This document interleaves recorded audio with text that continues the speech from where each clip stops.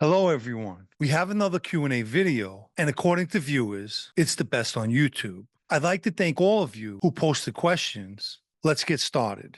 Was there a limit on how many associates you could have on record with a family? There is no limit when it comes to associates, unlike members. Do you know if John Brody Sr. was also in Joe Cafe's crew with his son, or was he under another captain? I believe he was, especially since he was a Manhattan guy, but I'm not 100% sure. Have there ever been women in that life who were involved enough to be considered an associate to be reckoned with? None that I knew of, although there were women who definitely knew too much.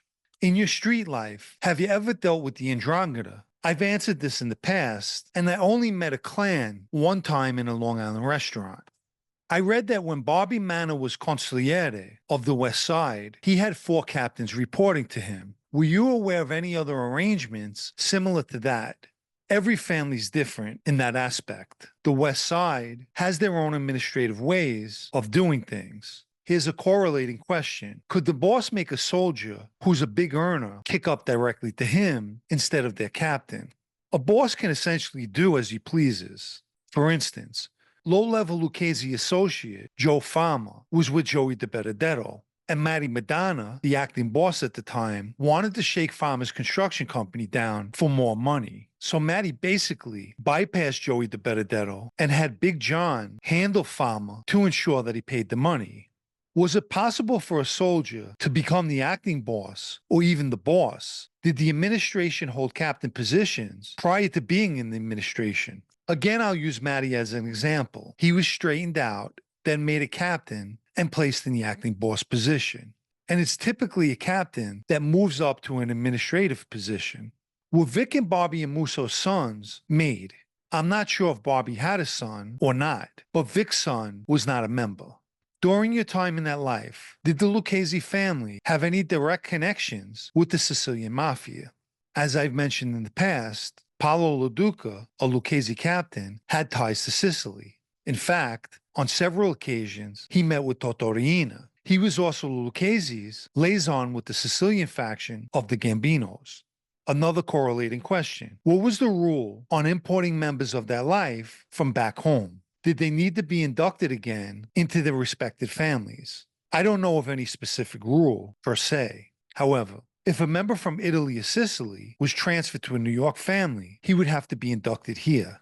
If a member moves full-time to Florida or a similar remote state, and the family has a captain there, is it still considered controversial for him to ask to transfer to that crew?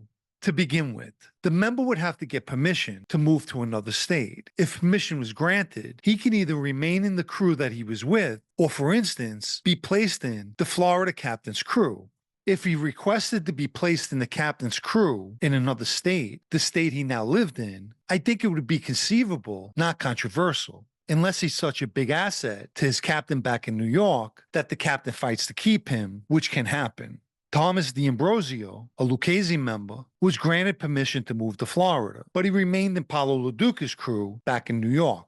Thomas no longer lives in Florida, and Lo Duca passed away, so I'm sure the state he's in has no captain or crew, and he's definitely with another captain back in New York or New Jersey. Can you give some insight into what the Howard Beach Ozone Park Bonannos were like while you were in the life? Look, I only dealt with Ronnie G's crew, and I believe I best described that and their way of going about that life with the Peter Pan story, where the Bonanno crew disregarded Joe Cafe and assaulted Peter Pan, Joe's nephew. I got along with Ronnie and Mikey Palmaccio, both acting captains of that crew, which is a good segue into the next question. What was Mikey Palmaccio like?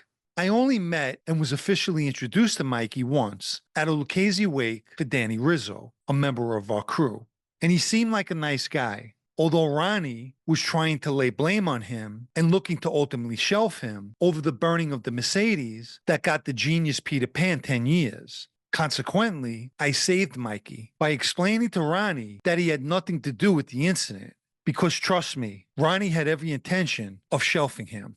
You mentioned your son's wedding reception in the last Q&A. Was there a big Mafia presence at his wedding? I really don't want to discuss personal things too much, but the wedding was a destination wedding, so no. The reception I spoke about was a second reception in New York. Who out of the Lucchese's administration today is best suited for the boss position? And would you say Mikey DeSantis is the wrong person for the position because he follows false narratives? Okay, here's what I'll say. Presently, the Lucchese administration is made up of old-time members of the Brooklyn faction, and basically any one of them can fit the boss position. I always stated that Mikey made a good acting boss, and that's putting aside my situation, where he definitely didn't handle things correctly. He's been in the position for about 8 years now, which is a decent run. Nonetheless, one of the strategies the FBI has is to target the current administration, take them out, and then target their would-be successors as well. So hitting them in waves like that not only creates gaping voids in the leadership, but leaves the family with people that are incapable of running the show. It's usually the mistakes made from beneath that touches the leadership. But when you have people who are not leadership material, mistakes can come from the top. What was your and other inmates' reaction to 9/11? I remember when the first plane hit, I was sleeping and a few friends of mine woke me up, but I didn't get out of bed. It was when the second plane hit and they came back to tell me that I followed them to the rec room where the TV was. For a few days, the prison shut the phones down, so we kind of felt hopeless and were all naturally concerned for our families. Most of us were following the developments on TV. Here's a question outside of YouTube. Do you believe the latest arrest of the cold case in Philadelphia is an isolated law enforcement success, or will there be more to come? As I stated in the video regarding this topic, I believe it's the tip of the iceberg, especially if there's a witness or an informant. Think about it. Cold cases are being solved more and more, and there's about 7 or 8 that remain unsolved in South Philly, so I guess only time will tell.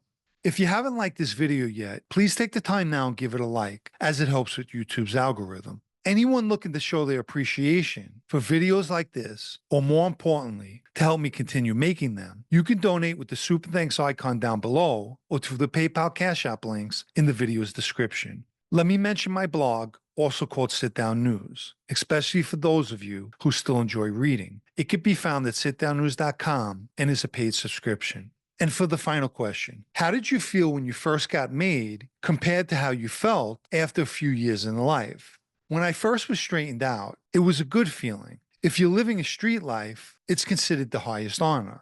However, I quickly witnessed the treachery that does take place in that life, and it discouraged me, especially the behavior of certain people. Nonetheless, I navigated by trying to carry myself correctly, or as best I could. Someone once told me something early on that proved to be true in the end. He said to me, "Don't be a nice guy. Guys only respect scumbags in this life."